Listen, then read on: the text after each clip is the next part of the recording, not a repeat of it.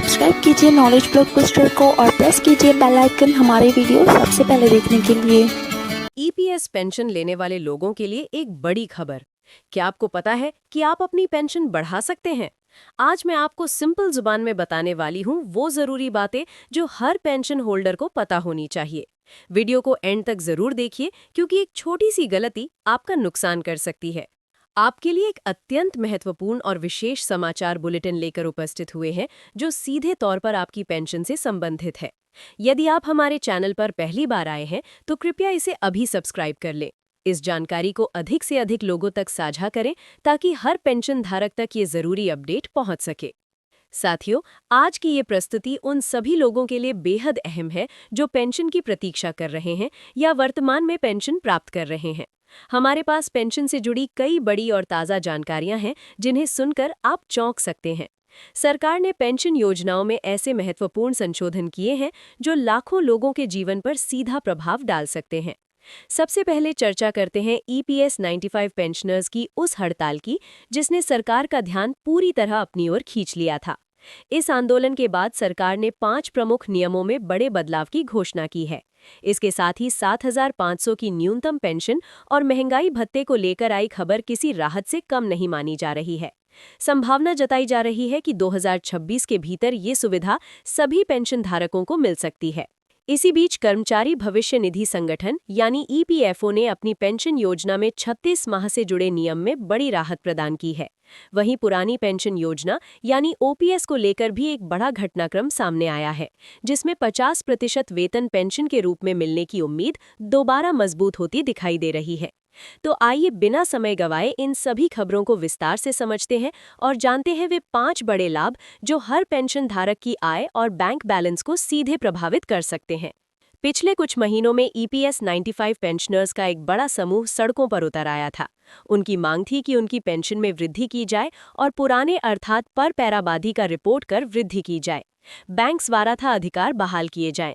लंबे आंदोलन और हड़ताल के बाद सरकार ने आखिरकार 5 अहम नियमों में संशोधन कर दिया।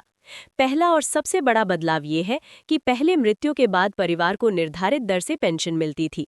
अब मूल पेंशन का 60% परिवार को मिलेगा और यदि पेंशनर तथा उसके जीवन साथी दोनों का निधन हो जाए तो आश्रित बच्चों को निश्चित आयु तक शिक्षा भत्ते के साथ पेंशन भी दी जाएगी। चौथा बदलाव भुगतान प्रक्रिया को लेकर है। अब संपूर्ण प्रक्रिया डिजिटल और पारदर्शी होगी। आवेदन से भुगतान तक सब कुछ ऑनलाइन संभव होगा और इसके लिए विशेष पोर्टल भी शुरू किया गया है। पांचवां और सबसे महत्वपूर्ण परिवर्तन न्यूनतम पेंशन राशि से जुड़ा है।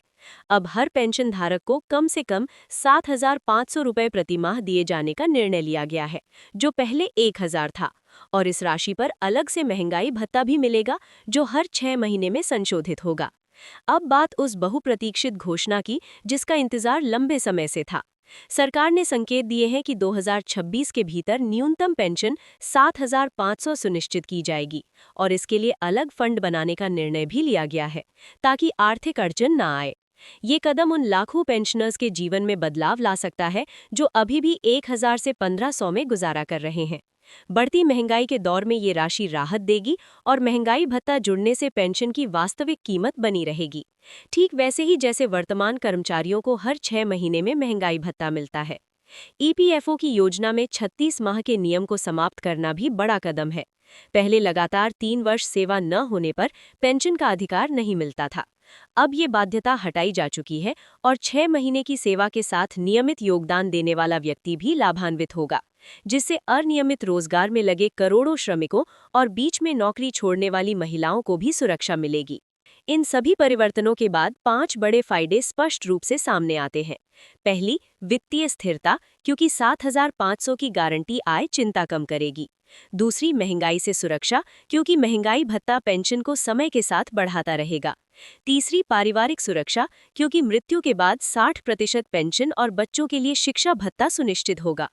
चौथी, डिजिटल सुविधा, जिससे घर बैठे सभी कार्य संभव होंगे। और पांचवी, संभावित स्वास्थ्य बीमा सुविधा, जिस पर सरकार विचार कर रही है।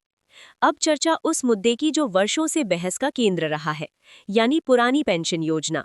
2004 में नई पेंशन योजना लागू होने के बाद कर्मचारियों में असंतोष रहा क्योंकि इसमें 10% योगदान कर्मचारी और उतनी ही राशि सरकार देती है, तथा निवेश बाजार पर निर्भर होता है, जिससे पेंशन की कोई गारंटी नहीं होती। जबकि ओपीएस में कर्मचारी को योगदान नहीं देना पड़ता था और रिटायरमेंट के बाद अंतिम वेतन का 50% प्रतिमाह पेंशन के रूप में मिलता था, साथ में महंगाई भत्ता भी। इस मामले पर सुप्रीम कोर्ट में सुनवाई जारी है और हिमाचल प्रदेश, राजस्थान, छत्तीसगढ़, पंजाब तथा झारखंड जैसे राज्यों ने इसे लागू कर दिया है, जिससे केंद्र पर भी दबाव है। 2024 में सुनवाई तेज हुई है और केंद्र से जवाब मांगा गया है। उम्मीद है कि वर्ष के अंत तक बड़ा निर्णय आ सकता है। यदि ओपीएस बहाल होती है तो कर्मचारी को अंतिम वेतन का 50% पेंशन मिलेगा। उदाहरण के लिए 1 लाख अंतिम वेतन पर 50 शून्य मासिक पेंशन, जो महंगाई भत्ते से और बढ़ेगी। ये एनपीएस की अनिश्चितता से अलग है, क्योंकि बाजार उतार चढ़ाव से प्रभावित नहीं होगी। साथ ही ग्रेच्युइटी, लीव इनकैशमेंट और अन्य सेवानिवृत्ति लाभ भी मिलेंगे, जिससे आर्थिक सुरक्षा मजबूत होगी और नियमित निश्चित आय के कारण जमा पूंजी निकालने की आवश्यकता नहीं पड़ेगी। उम्मीद है आज की ईपीएस पेंशन की ये जानकारी आपके काम आई होगी। अगर वीडियो पसंद आई हो तो लाइक करें, शेयर करें, खासकर उन लोगों के साथ जो पेंशन ले रहे हैं। चैनल को सब्सक्राइब करना न भूलें, क्योंकि हम ऐसी ही जरूरी अपडेट्स लाते रहते हैं। मिलते हैं अगली वीडियो में। शुक्रिया। डिस्क्लेमर: ये वीडियो सिर्फ जानकारी के उद्देश्य से बनाई गई है। पेंशन के रूल्स समय के साथ बदल सकते हैं। किसी भी फैसले से पहले आधिकारिक सोर्सेज या फाइनेंशियल एडवाइजर से सलाह जरूर लें। और ये वीडियो अगर आपको अच्छी लगी तो इसे लाइक और शेयर ज़रूर करिए और इस वीडियो को देखने के लिए धन्यवाद।